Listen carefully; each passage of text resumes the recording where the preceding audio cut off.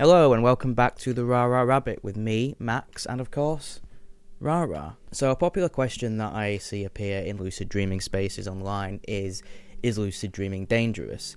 Can I get stuck in a lucid dream? Will the devil try and enter me? Not in a sex way, although. And the short answer to that question is no. You've really got nothing to worry about when it comes to lucid dreaming. But that being said, for me, there have been times when lucid dreaming has been dangerous. Not in the sense that I've ever got stuck in a lucid dream or Satan's tried to sodomize me, just in that the way that my mind works, sometimes it's hard for me to tell the difference between reality and what's happening in my head. And problem there is that obviously can have a big impact on my day-to-day life. So I've spoken many times about lucid dreaming being this great tool for me to work through my mental health problems. But at the same time, if I'm in a really negative place or I'm feeling very withdrawn or I want to withdraw and I really want to isolate myself, lucid dreaming provides me with an escape. And I'm sure a lot of people have felt the same way about their own lucid dreams, that it is a form of escapism, it's a form of wish fulfillment, and it allows people to explore all of these things. But there comes a point where it can overtake your life, and escaping and living in your own kind of fantasy world takes priority over the waking world. And there was a time a few years ago where I pretty much was very obsessed with lucid dreaming. I mean, I'd say that I'm still, I don't know if obsessed is the right word, because obsessed has a lot of negative connotations.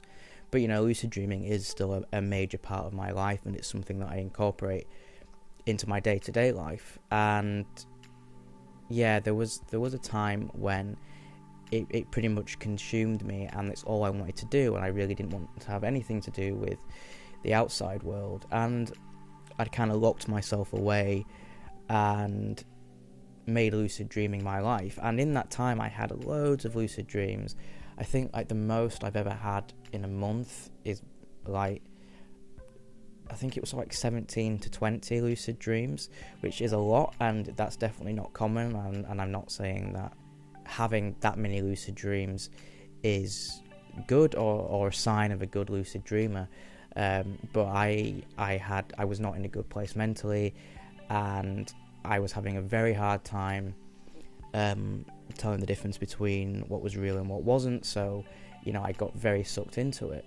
And that's one of the things where, you know, I try to keep myself grounded. As much as I love using lucid dreaming to explore my mental health and, you know, for personal growth and all of that stuff, I also realise that some of that work needs to be done in the waking world. I can't do all of that in the dream world, and it's not good for me to always be there.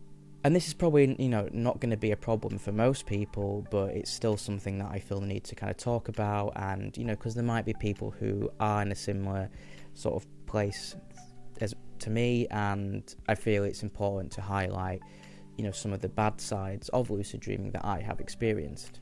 And also in that time when I was lucid dreaming a lot, that kind of made the distinction between sort of dream, fantasy and reality even harder for me, which again isn't a good thing really. And, you know, it kind of became this cycle of depression and I guess quite psychotic thinking and just more dissociation and just generally, you know, not good. So I have to find that balance. But right now I'd say, you know, my distinction between fantasy and reality is, you know, is pretty okay. Wouldn't you say, Rara? So that's just what I wanted to say today, guys. So thank you very much for watching. What is it? What? Oh, yeah, okay. So Rara would like to say there is a new design available up on Redbubble. It looks a bit like this. You can get it as a sticker, as a t-shirt, as a cup, as a clock, as anything you could possibly ever want. So feel free to go and check that out over on my Redbubble page, which I will leave in the description. Thank you very much for watching, guys. I've been Max, aka the Rara Rabbit. I'll see you in the next video.